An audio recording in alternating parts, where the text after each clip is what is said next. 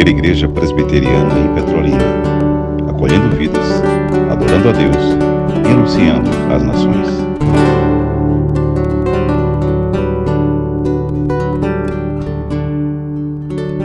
Tiago, primeiro capítulo, vamos lá. Subtema de hoje, o tema principal, lembram? Provações, a rota do amadurecimento na fé. Lembram? Pode postar Tiago aí, sonoplastia abençoada. Esse é o tema geral. E vamos encerrar hoje, porque vamos iniciar a revista no próximo domingo. Provações, a rota, Raquel. Aqui tem outra Raquel, viu, Raquel?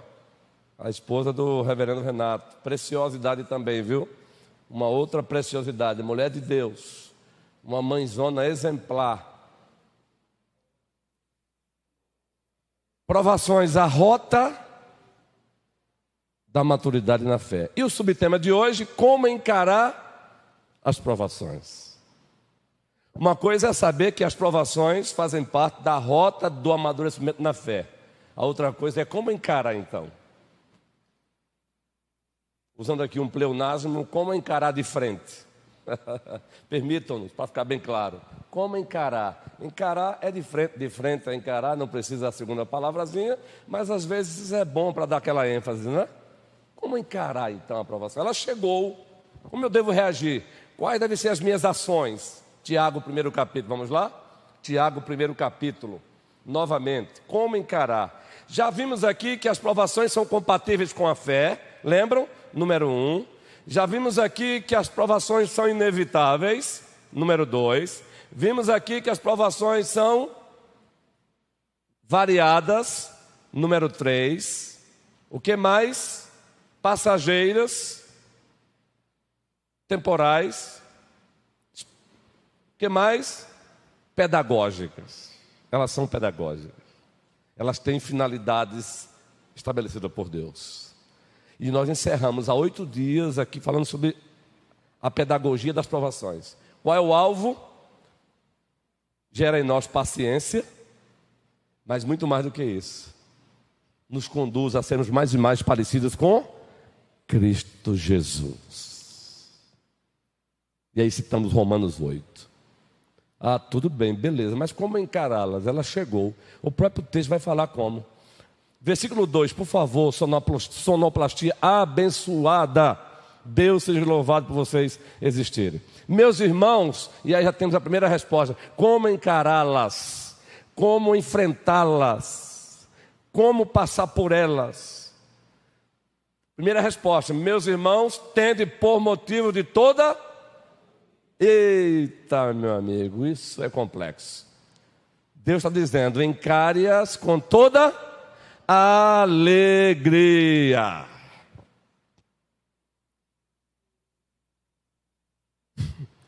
Que é isso? Peraí, pastor, explica aí. Pastor, eu já ouvi um pastor e um homem de Deus falando que Deus não é masoquista. Eu não estou entendendo essa linguagem de Tiago. Não, Deus não continua sendo masoquista. Mas entendam que essa alegria não é pela aprovação em si mesma. Essa alegria, ela está sendo conclamada a termos. Estamos sendo conclamados a termos em virtude daquilo que as provações provocam. É alegria pelo fim. É alegria pelo resultado das provações. E quais são os resultados das provações? Além de perseverança, maturidade, sermos mais e mais parecidos com Cristo. É nos alegrarmos pelo que ela produz e não pelas provações em si mesmas. Entende agora a diferença? Deus não está dizendo, olha, vibre por estar sofrendo porque sofrer é bom. Não, vibre porque as provações pelas quais vocês estão passando conduzirão vocês para onde eu quero. Conduzirão vocês para onde eu quero. Então se alegre. Eis aí o texto.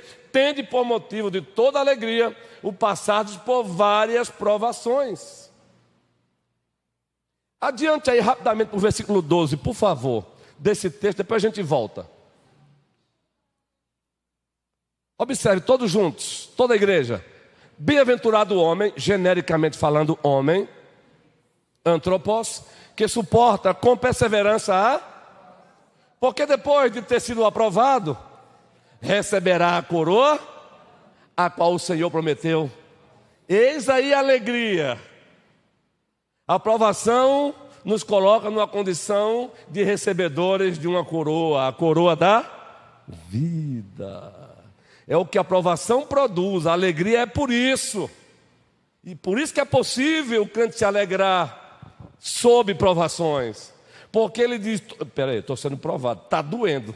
Mas com certeza Deus tem uma boa finalidade para isso. Aí ele acaba se alegrando.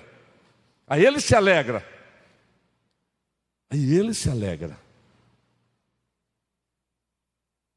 Aí no final de tudo, você pode pegar Gênesis 1:31 e repetir para você mesmo. E viu Deus que era bom. E viu Deus tudo quanto havia feito. E eis que era muito bom. Ali foi aplicado na primeira criação. Agora pegue esse selo de qualidade de Deus e aplique na tua particularidade da vida. Aplique nesse processo. Você está passando pela aprovação. Quem é que está na regência disso? Deus. Ele tem um alvo. Aí você passou. Aí você percebeu que você amadureceu. Aí você pode ler Gênesis 1:31. E viu Deus tudo quanto tinha feito. E eis que era muito bom. Carlos, ele continua olhando para você hoje. Depois de uma aprovação. Que ele mesmo rege para o teu bem.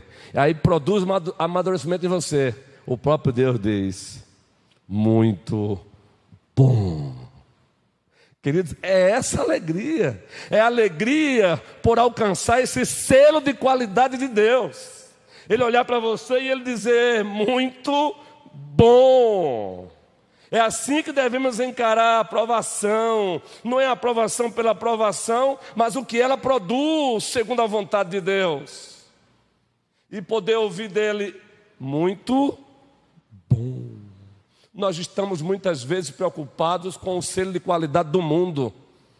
E o selo de qualidade do mundo, muitas vezes, geralmente são selos construídos por critérios apenas socioeconômicos. Só que esse selo de qualidade tem validade, porque o próprio Cristo disse: não ajunteis tesouro na terra, onde a traça e a ferrugem corrói, onde os ladrões escavam e roubam. Ajunteis tesouro no céus. Calma, não pega esse texto e faça uma aplicação econômica equivocada, não. Ele não está proibindo você de trabalhar, nem está dizendo que ter é pecado. Ele só está dizendo o que fazer com o que você tem. E a melhor coisa a fazer com o que você tem, porque dele tem recebido, é você investir no reino dele. Isso é entesourar no reino dos céus.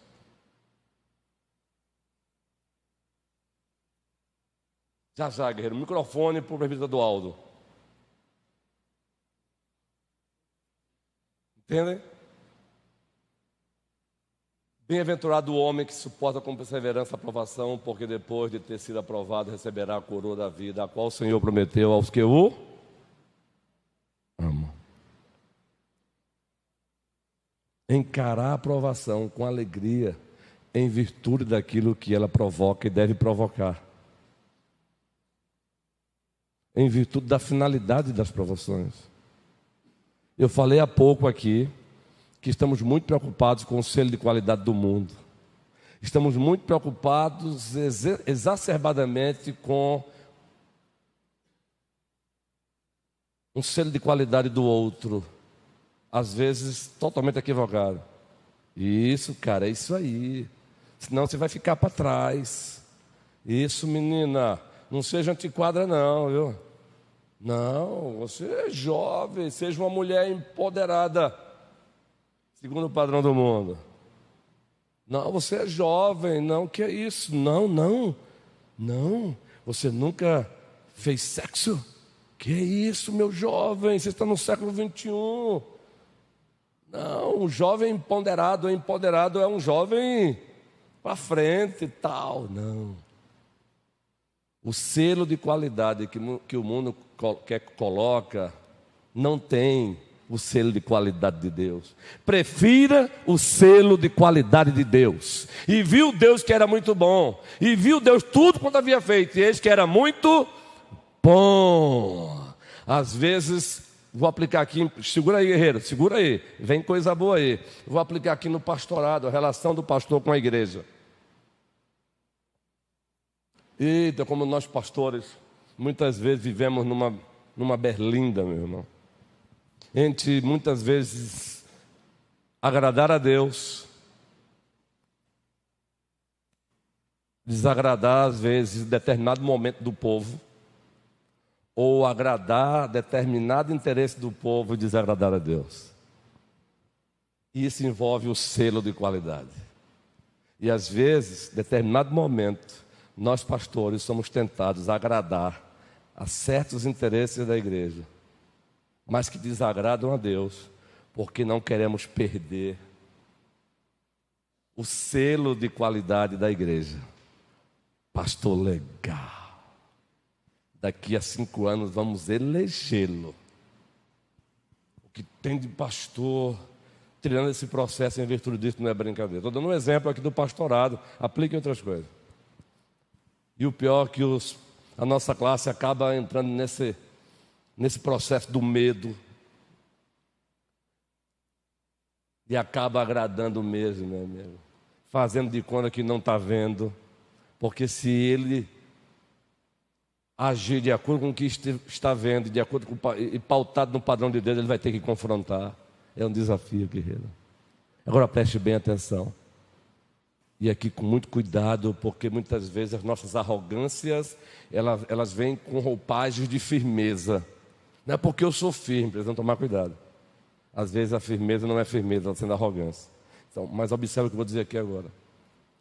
Eu tenho dito com muita frequência, eu louvo a Deus por esta igreja, estamos caminhando para aproximadamente 2 anos, suficiente já para uma avaliação rápida geral. Deus seja louvado por estar aqui com vocês. Deus é bom. Igreja muito amada, querida. Estamos vibrando todos juntos. Agora preste bem atenção. Apenas como didática. Eu, pastor Luiz Ronilson, eu não trabalho com essa preocupação de daqui a 2 anos vai ter eleição na igreja. E se a igreja não me eleger, eu não trabalho com essa preocupação. Ainda que tentado seja.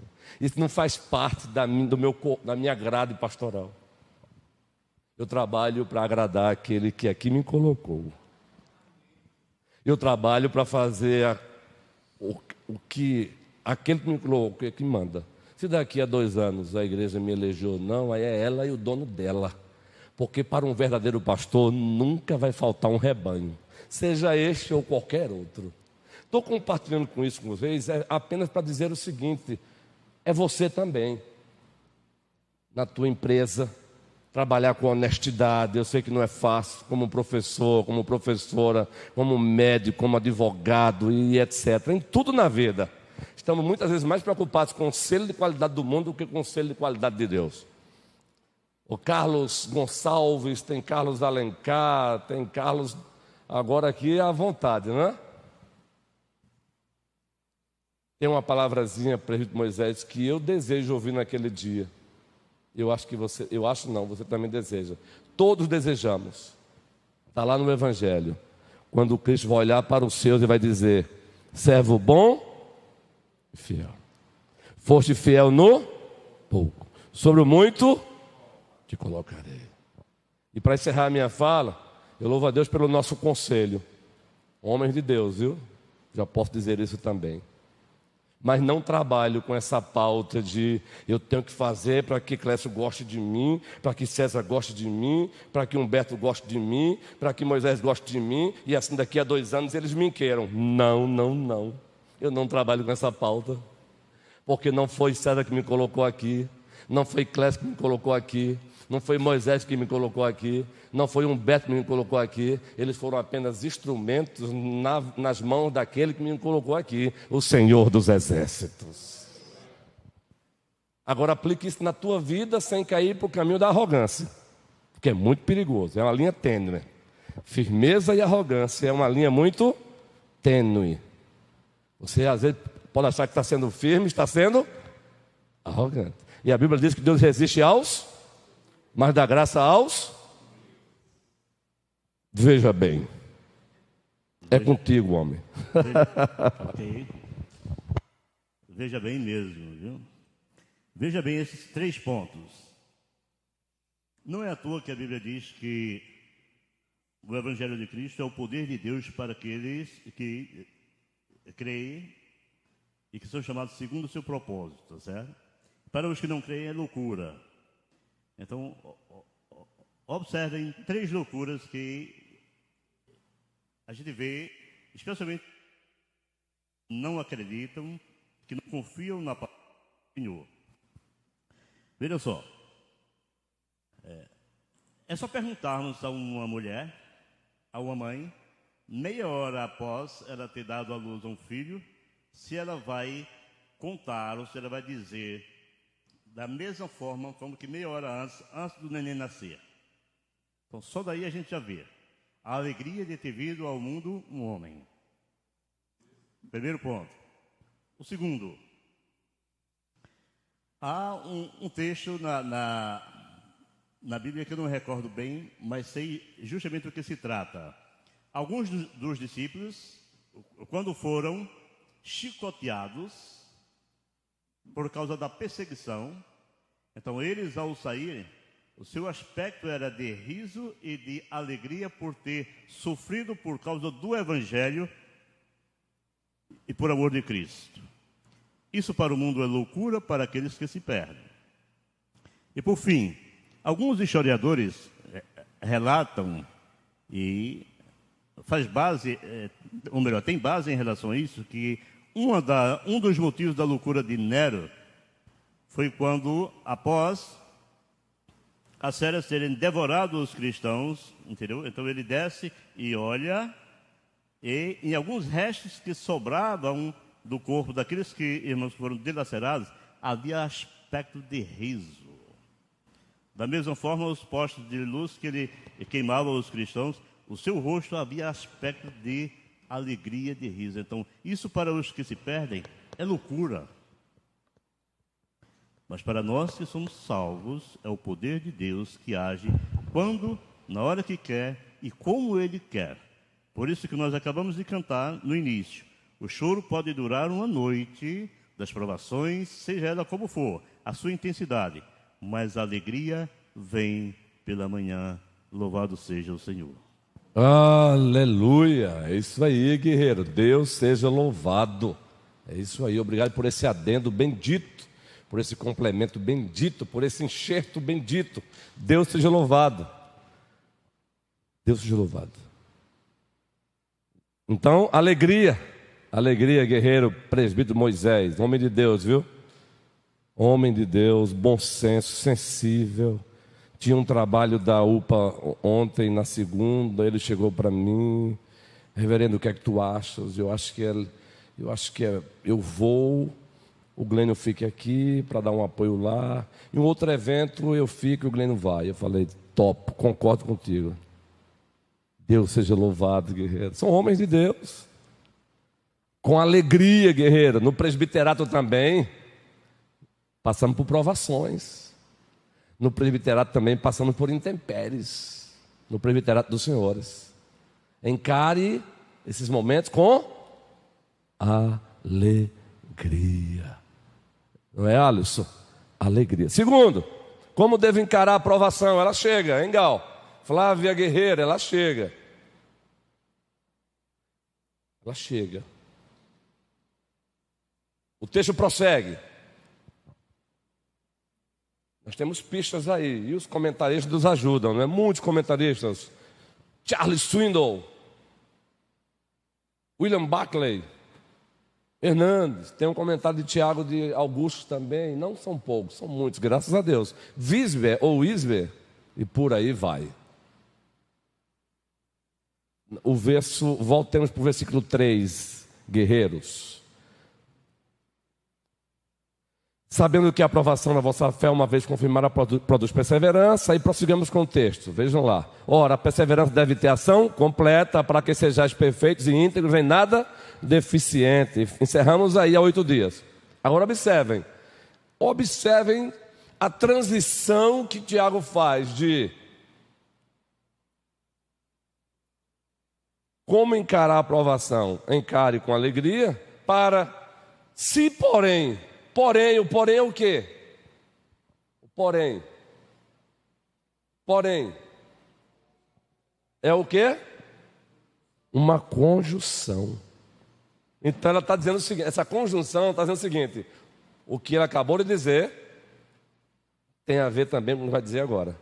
O que ele vai dizer agora tem a ver com o que ele disse antes. Porque a luta é se alegrar quando a aprovação está pegando a gente. Porque muitas vezes falta o quê? Segundo ponto, sabedoria. Às vezes a aprovação chega pedagogicamente mandada por Deus, e a gente se insurge contra a própria vontade de Deus, a gente se rebela. Não é, Raquel? Carinhosamente. Aqui já virou marca. É assim ou não é? A gente quer desistir. Aí vem a murmuração. Preste bem atenção, deixa aqui dar uma aula de teologia bíblica da lamentação, viu? Para alegrar o teu coração. É muita coisa para ensinar para a igreja. Por isso que eu defendo longevidade de um pastor na igreja, segundo a vontade de Deus, não é? Que ele passe muitos anos. Porque é muita coisa para ensinar. E quando o mesmo pastor passa muito tempo na mesma igreja, ele tem uma linha para ensinar. Que essa seja a vontade de Deus sempre, não é? Porque às vezes ele quebra ele soberanamente quebra essa longevidade. Ele tem os seus propósitos. Preste bem atenção. Murmuração e teologia da lamentação. O que é teologia da lamentação? Você vai encontrar na Bíblia a teologia da lamentação. E você tem um livro na Bíblia chamado de Lamentações. A teologia da lamentação é preste bem atenção, é um ato gracioso de Deus de se acomodar a você, como se quase igual a você fosse sem ser, e ouvir você rasgando o teu coração com legitimidade. Esqueceste de mim, Senhor?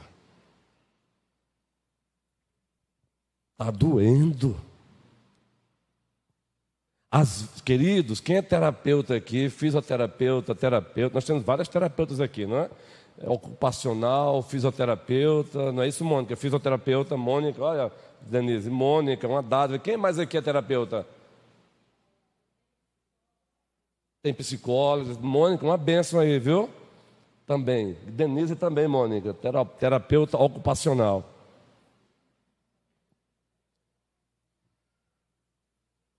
Preste bem atenção. Eu ia dar um exemplo aqui agora. Preste bem atenção. A teologia da alimentação é uma terapia sensacional. Por isso que quando eu visito uma ovelha, ela começa a chorar. Antigamente a ideia era, não chore não, não, pare. Não. Chore. Chore, agora chore diante do Altíssimo. Deixa a pessoa chorar. A gente visita uma pessoa enlutada, né? E ela começa a chorar. Não, pare, não, olha, deixa, chore. Se ela disser, mas, por que isso? Deixa ela rasgar o coração de Deus. Há uma diferença entre teologia da lamentação e murmuração. Murmuração é: o que é isso, Deus?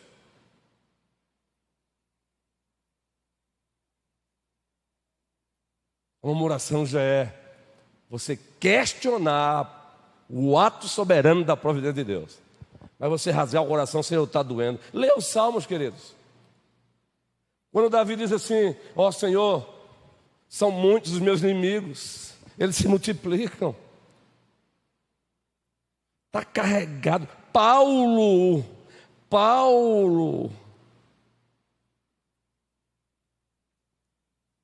Romanos 7, você tem uma teologia da alimentação também. Miserável homem que sou, quem me livrará do corpo desta morte? Sabe por que temos às vezes cristãos muito adoecidos ao máximo? Porque achamos que é pecado rasgar o coração diante de Deus. Quem aqui já teve coragem de dizer para Deus: Senhor, hoje eu amanheci com raiva? Quem já fez isso? Porque a gente acha que Deus quer que a gente bote uma máscara para chegar diante dele e dizer: Senhor, eu estou tão feliz hoje. Isso faz mal para a gente. Deus não quer isso de você não, meu irmão.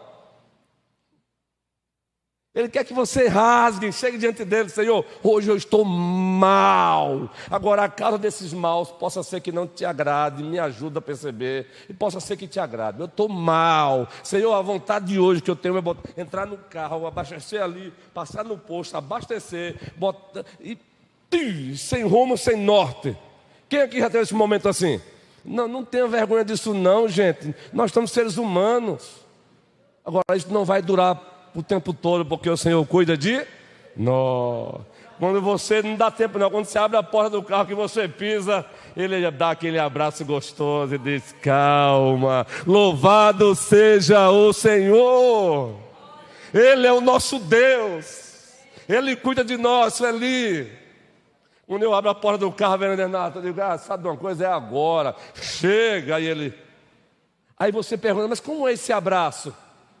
Como é esse abraço de Deus? Vou dar aqui um exemplo, muitas vezes você nem percebe. É alguém que não marcou nenhum horário com você, e de repente a pessoa chega. Como está? Você já estava entrando no carro. Deus envia os seus anjos de carne e sangue. Você já teve essa experiência? Eu já tive. A gente fala muito dos anjos celestiais que são reais, né? Deus também envia, Ele é soberano.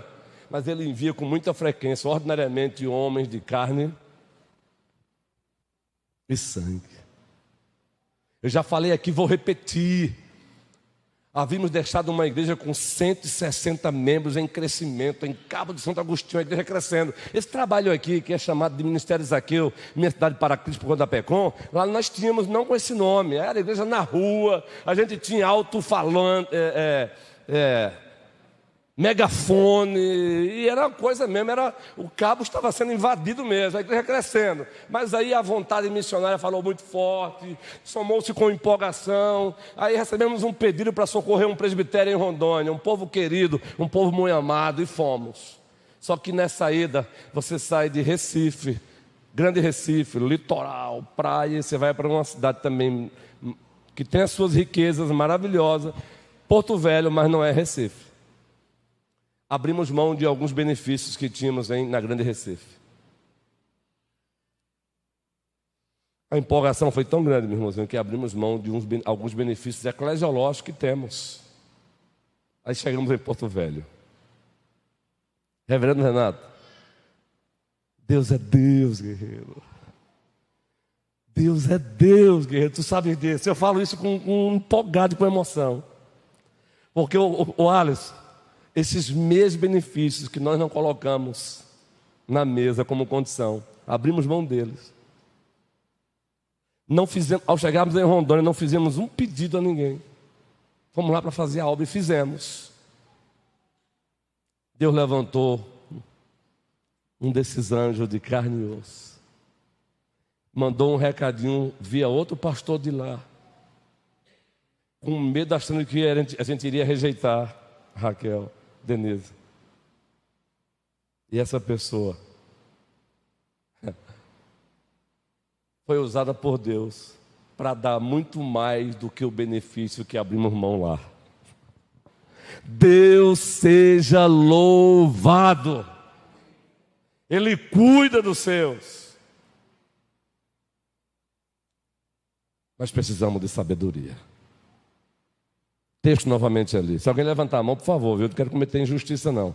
Se porém alguém de vós necessita de... Agora vamos conceituar sabedoria, ou pelo menos definir. Há uma diferença filosófica entre conceituar e definir. Não vamos entrar nela aqui agora não. Então vamos partir para a definição. Biblicamente falando, Na teologia bíblica, na teologia sistemática, teologia histórica e até aplicada, vamos definir o que é sabedoria então? E até diferenciar de conhecimento. Por isso temos pessoas que têm conhecimento, mas não têm sabedoria. Sabedoria é saber aplicar corretamente o conhecimento. Conhecimento, obtenções é o ter informação. A sabedoria é saber aplicar corretamente a informação. Tem gente que é cheio de informação, mas é um tolo, porque não sabe aplicar a informação. Um certo autor diz que foi Cícero, o romano, que disse que a sabedoria é a princesa das virtudes. Eu concordo. Eu posso chamar de princesa das virtudes. É você ter o conhecimento, mas saber aplicar, Carlos. Por isso que Paul Walsh, e algumas pessoas às vezes não gostam pelo lado arrojado, às vezes dele, às vezes tem um Paul Walsh brasileiro. Sabe quem é o Paul Walsh brasileiro, né? Ele já é chamado de Paul Walsh brasileiro. Quem é? Paulo Júnior. Quem aqui gosta de assistir Paulo Júnior? Eu admiro aquele santo de Deus. E depois que se aproximou mais ainda de Augusto Nicodemos, eles têm uma amizade maravilhosa hoje, ele tem crescido muito mais. Alguns questionam tanto Paul Walsh como Paulo Júnior por conta, às vezes, do aspecto sisudo deles, né?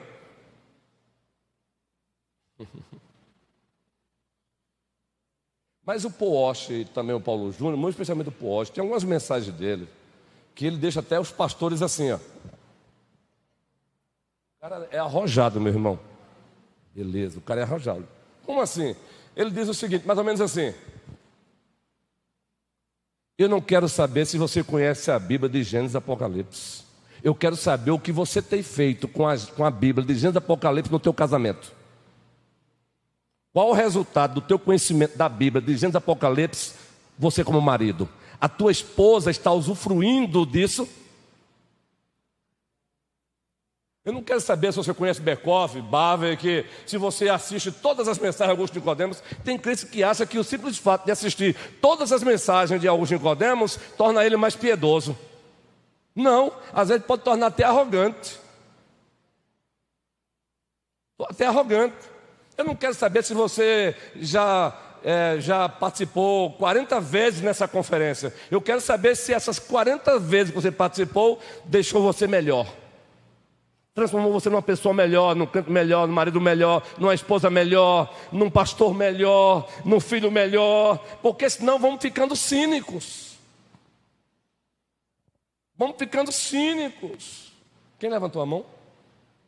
Vamos lá, Alisson, a nossa hora está chegando como prometido. Pode falar, guerreiro. Bom dia. Foi Meire. Foi eu, pastor. Que legal, Meire. Legal, isso. Guerreira, muito bem. É que o pastor falando sobre sabedoria e conhecimento, eu lembrei de uma professora da faculdade. E o pai dela era juiz. E ela falava muito pra gente que a mãe dela sempre estava lá no escritório com ele. A mãe dela, né, sempre estava com o pai dela lá no escritório. E a gente mora ali em Belém de São Francisco, né? E tem muito assim, o ribeirinho, o pessoal da ilha, fazenda, que não tem muita instrução, muito conhecimento, principalmente da linguagem jurídica.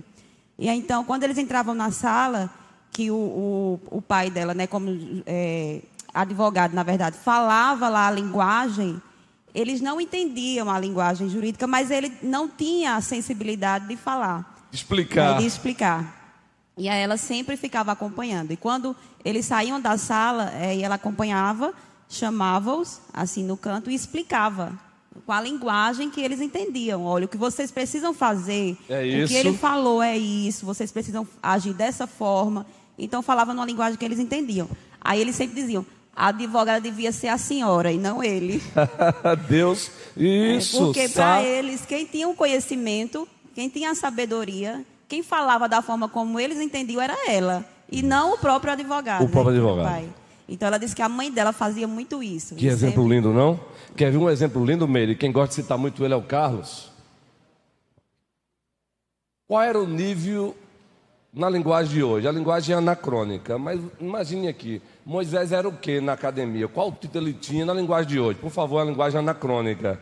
Não existia títulos naquela época, mas A Bíblia diz que lá no Egito ele recebeu títulos, no sentido, vamos à linguagem de hoje, ele seria mais ou menos o quê? Pós-doc?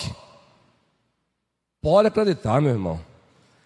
Atos 7 diz que o homem era versado em toda a ciência do Egito, toda a ciência. Ei, Moisés não era iletrado não. Está lá, Atos capítulo 7. Quem diz isso é Estevão. Era um homem versado em toda a ciência. Ele foi treinado, querido. Os filhos dos faraós, um príncipe tem que ser um homem versado. Ele conhecia a ciência da época, a literatura da época. Ele conhecia as cosmogonias da época. O que é uma cosmogonia? Era a ciência, digamos assim, era a filosofia que estudava a origem da Terra, do universo, do cosmos. Ele tinha conhecimento das teoganias, ou seja, as correntes que estudavam a origem dos deuses. Era um homem versado. Agora observem, ele está conduzindo o povo no deserto, Carlos, cheio de conhecimento, não é? Mas precisou um velhinho que não era versado em toda a ciência do Egito. Quem foi esse velhinho? Jetro. Olhou e viu Moisés passando o dia todinho, entra o próximo. Moisés, porque meu marido, pai, Moisés, porque meu pai, Moisés. O próximo, está lá na escritura, gente. Aí o Jetro olhou, meu filho, chegue aqui, meu filho, não faça isso não, menino. Carinhosamente, chegue aqui. Pode levantar, guerreiro, eu sou assim. Às vezes eu pratico dramaturgia, mesmo não muito boa.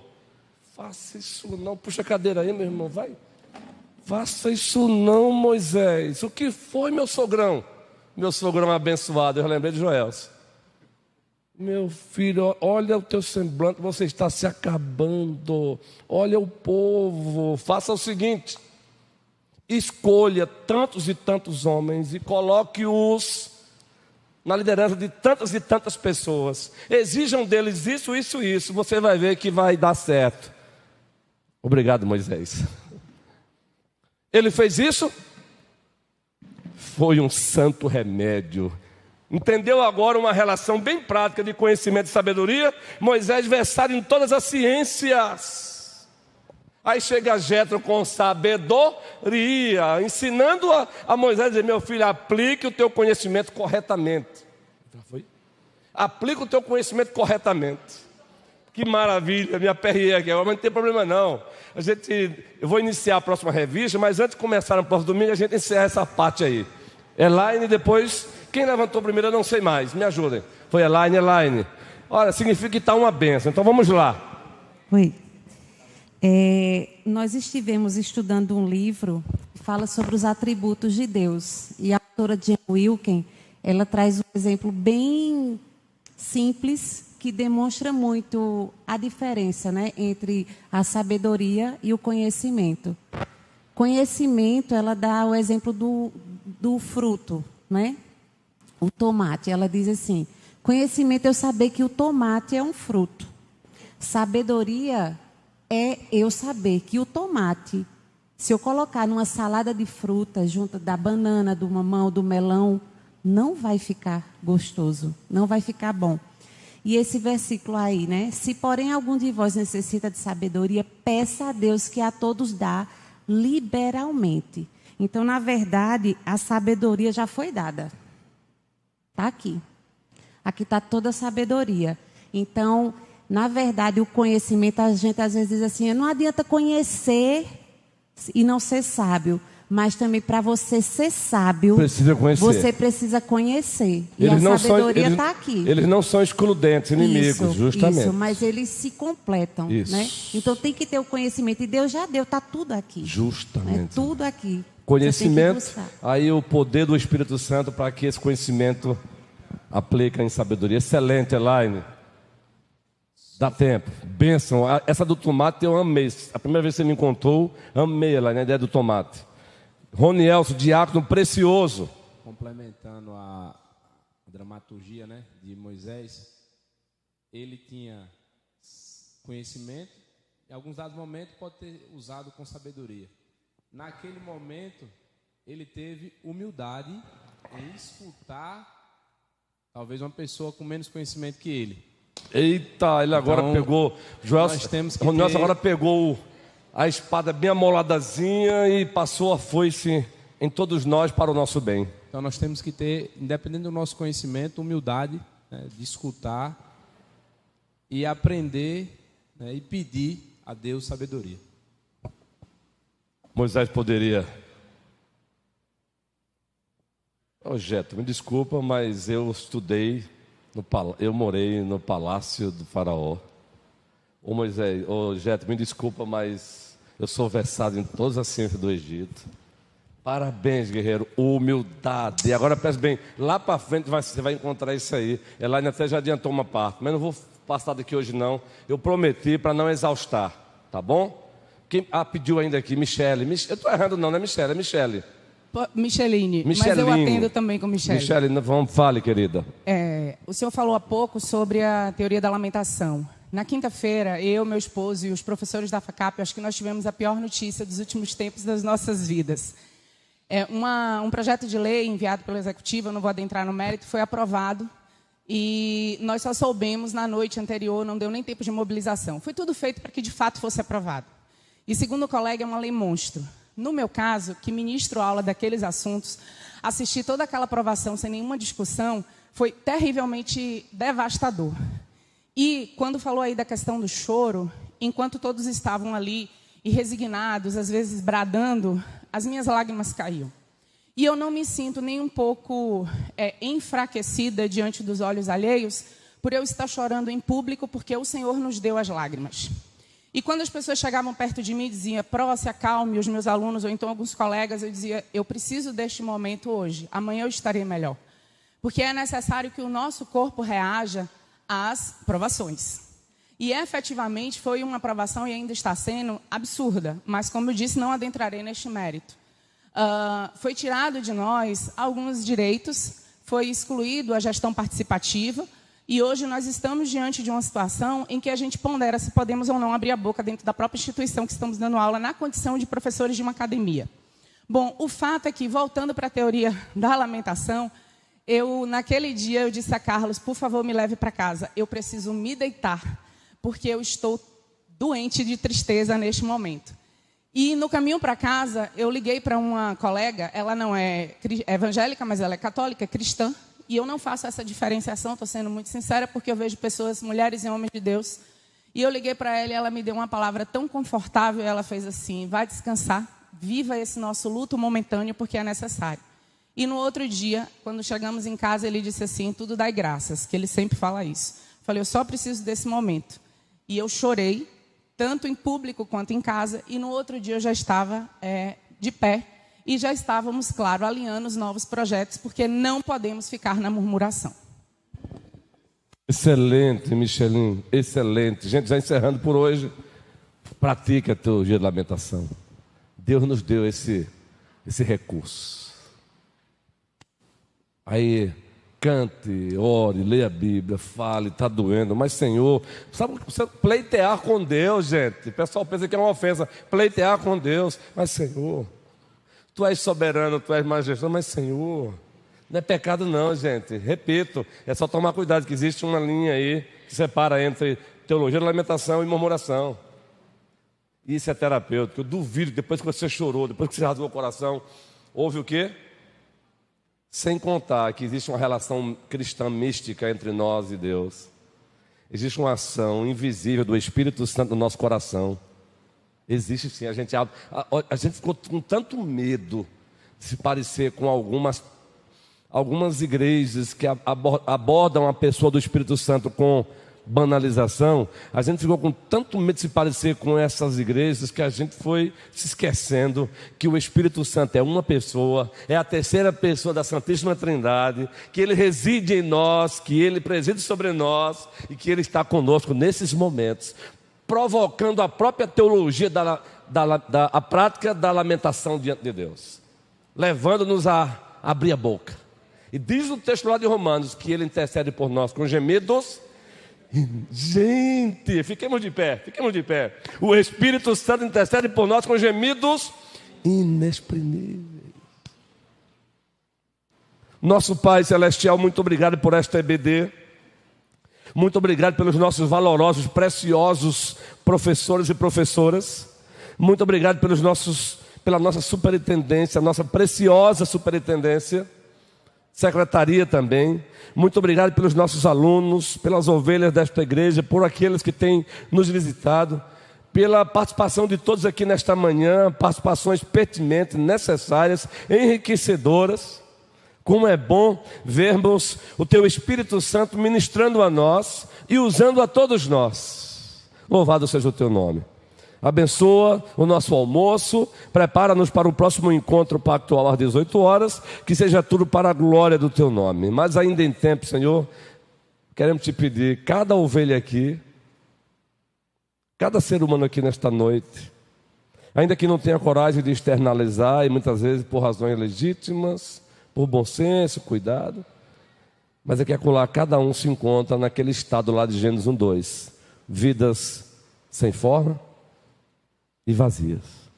Que o Teu Espírito Santo intervenha, eliminando esse estado para a glória do Teu nome. É no nome de Jesus Cristo, nosso Senhor e Salvador, que oramos. Amém.